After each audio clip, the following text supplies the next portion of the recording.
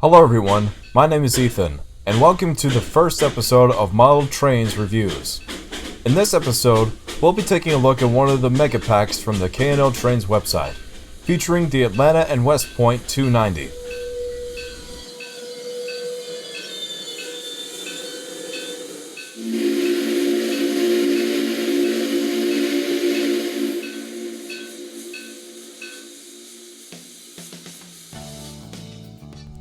Originally constructed in 1926 by the Lima Locomotive Works in Lima, Ohio, the 290 was one of two heavy 462 P-74 Pacifics built for the West Point route. The 290 was assigned to the Atlanta and West Point, while sister engine number 190 was part of the Western Railway of Alabama. Although they were built a few years before Lima's superpower revolution, these engines were largely extensions of the USRA Heavy Pacific design and did have a firebox combustion chamber, which significantly improved their steaming capabilities. These engines, which had 74-inch drivers and an attractive effort rating of 47,500 pounds, could burn the tracks when let loose. Their top speed was rated at 90 miles per hour. These engines were used on the Southern's Crescent Limited passenger train between Atlanta, Georgia and Montgomery, Alabama, until retired in 1954. A few years later, the 190 had fallen victim to the scrapper's torch, but the 290 was saved by a railfan club known as the 290 Club. It was put on display at Lakewood Park in Atlanta, Georgia in 1958. When the engine needed a new home after 7 years, Southern Railway employee W. Graham Claytor came to its aid. She spent nearly 10 years in storage at the Southern's Inman Yard before being transferred to the Southeastern Railway Museum in Duluth, Georgia, which was managed by the Atlanta chapter NRHS. In 1986, a restoration project on the engine began to bring her back into service and to be used on the New Georgia Railroad. For the first time in nearly 35 years, she came out under steam in September 1989. She was sporting numerous embellishments such as white accents on the running boards and wheels, candlesticks over the headlight, the cylinder capstars taken from Savannah and Atlanta's 750, a roof comb smoke lifter, and notably, red headlight number plates. It also should be noted that a number of the 190's parts have been reported to be present on the 290. A major change was the tender. When the restoration work began, the original tender body of the 290 was found to be in poor condition, and it was replaced with a new welded tank that had a coal capacity increase from 15 short tons to 20 short tons, but a water capacity reduction from 11,000 gallons to 9,500 gallons. As such, the use of an auxiliary tender was needed. Apart from excursions for the New Georgia, the 290 began its excursion career on the rails of the Norfolk Southern and the CSX. She even pulled excursions for the NS Steam program, appeared on the silver screen in the comedy drama Fried Green Tomatoes, and even operated on home rails in August 1992 between Atlanta and Montgomery. On December 2, 1992, the 290 made its final steam excursion for the New Georgia Railroad, traveling around the CSX Atlanta loop. Afterwards, the engine was taken into the back shops to have extensive running gear repairs. Originally, the 290 was supposed to be completed in time for the 1994 NRHS convention, which was to be held in Atlanta. However, the New Georgia Railroad program was canceled because its sponsorship with the Georgia state government was discontinued. Also, the following year, liability insurance forced the Norfolk Southern and the CSX railroads to prohibit mainline steam excursion trips on their trackage. Today, the 290 is currently disassembled awaiting a cosmetic restoration in the back shop at the Southeastern Railway Museum. At this time, there are no plans to get the locomotive back into service. Therefore, the engine will be returned to exhibit once the cosmetic restoration is complete. A&WP Trainz released this pack on December 9, 2020, making it the perfect Christmas gift to all Trainz users. This can be run from Trainz 2009 to Trainz 22. Like most A&WP Trainz mega packs, this comes with a variety of engines and rolling stock. The 290 in its excursion livery comes in two variants. Version 1 is seen with a single beam headlight and a darker smoke box, while version 2 is seen with a dual beam headlight and a lighter smoke box.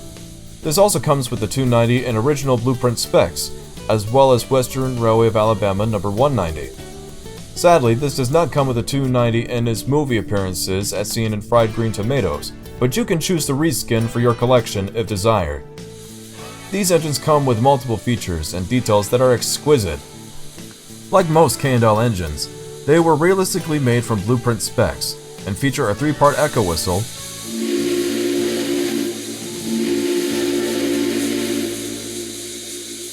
animated bell,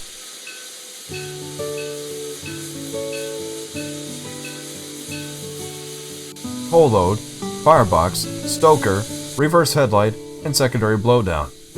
Unlike most K&L Trainz locomotives, you can't renumber these, but this makes sense because there were only 2 Pacifics built for the West Point route. There are objects you could show or hide on the locomotive, such as a brass eagle, candlesticks, cylinder capstars, a smoke lifter, and slider controls of the white trim, cab doors, and vents. There are also detailed cab figures included. Speaking of cab, the cab and interior views are mind-blowing. Instead of the usual 04 cab interior on previous models, K&L Trainz made a custom, functional, and realistic cab interior for the 290.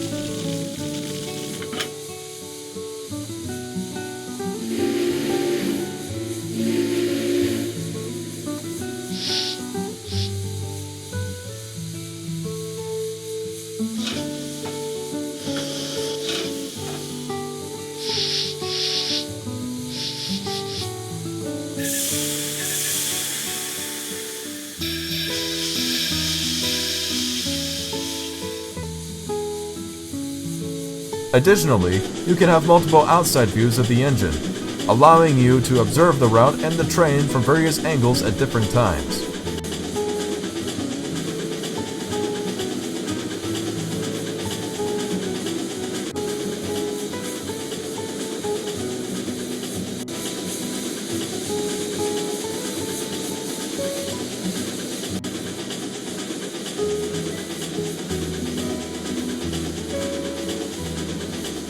The tenders also get this feature.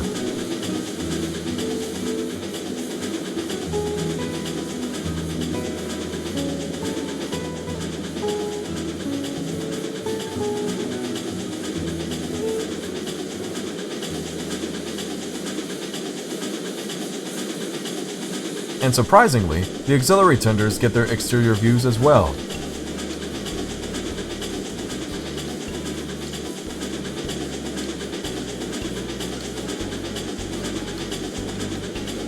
Speaking of which, the auxiliary tender, WT52, has 2 variants. The original Southern livery, as seen in the Southern Steam program, and the new Georgia livery.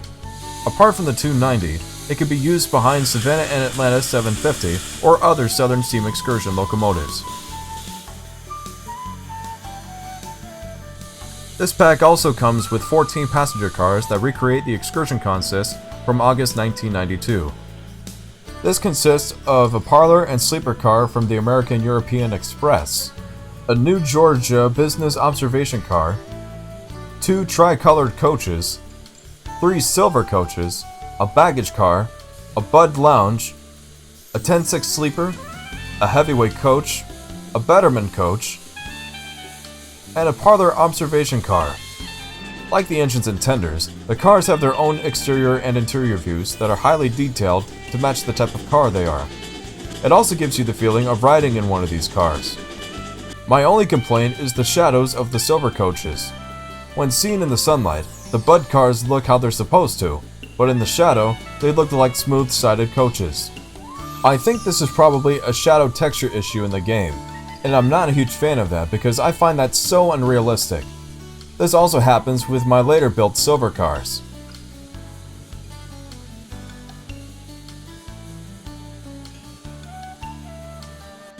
Otherwise, this consist is great and can be rearranged to match any other New Georgia excursion trains. The performance of the 290 is quite adequate. The fastest I found this locomotive was running at 70, not its usual top speed, but fast enough. The engine sounds are pretty decent, but between 30 to 55 miles an hour, to me they sound like all the other K&L Trainz locomotives. Let me know what you think. The whistle and the bell sound awesome. Possibly this is one of my favorite sounds of all time.